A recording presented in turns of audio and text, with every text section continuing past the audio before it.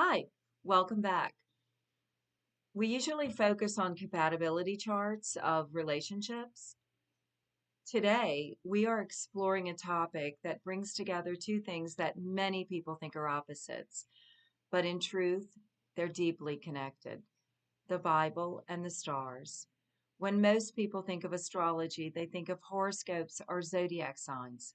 And when most people think of the Bible, they think of faith, scripture, and divine law. But what if I told you that astrology and the stars themselves are not just mentioned in the Bible, but celebrated as part of God's destiny? So let's take a journey through the pages of Scripture to discover how the stars have always been a part of spiritual guidance and divine timing and human destiny. Let's begin at the very beginning, Genesis.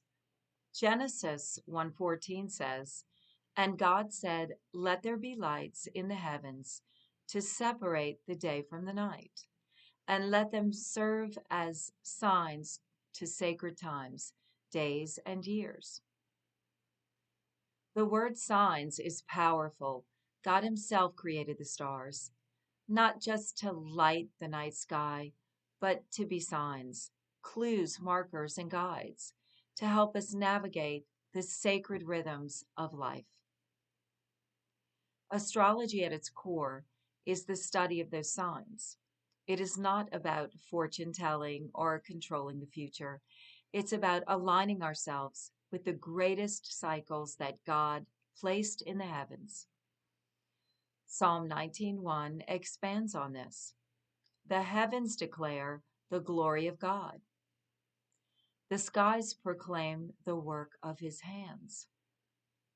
When we look at the stars, we aren't just looking at distant lights.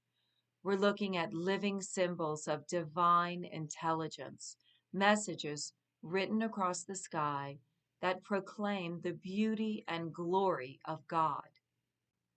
Let's go back to Abraham in Genesis 15. God takes Abraham outside and says, Look up at the sky and count the stars. If indeed you can count them, so shall your offspring be. Here, stars are symbols of promise, destiny, and divine multiplication.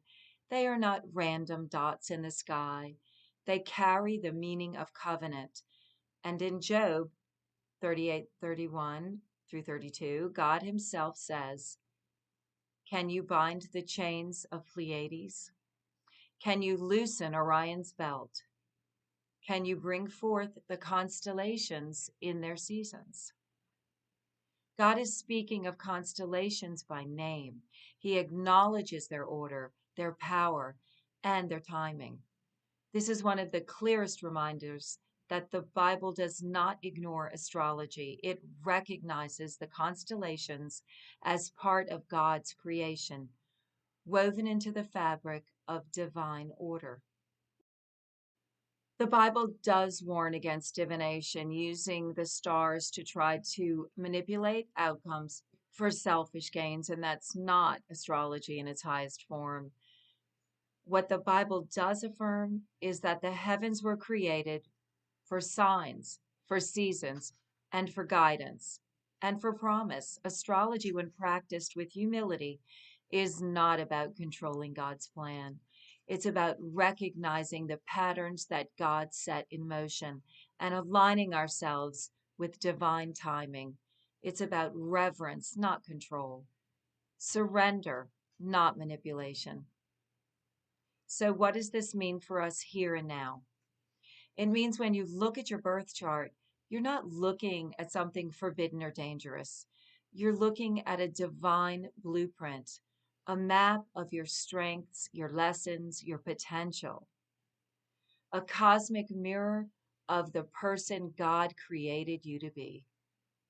It means when you see Venus, Mars, or the moon in your chart, you're seeing the same celestial lights that Scripture speaks of, the same heavens that declare God's glory thousands of years ago. The stars remind us that we are not random. We are part of something infinite. Each of us is written into the same cosmic story that the Bible honors. So when someone asks, does the Bible really speak of astrology? The answer is yes. From Genesis to the Gospels, the stars are shown as signs, as promises, as guides, and as reflections of divine glory. Astrology and faith are not enemies. They are partners in helping us recognize that we are connected to something greater than ourselves. The stars don't take us away from God, they bring us closer.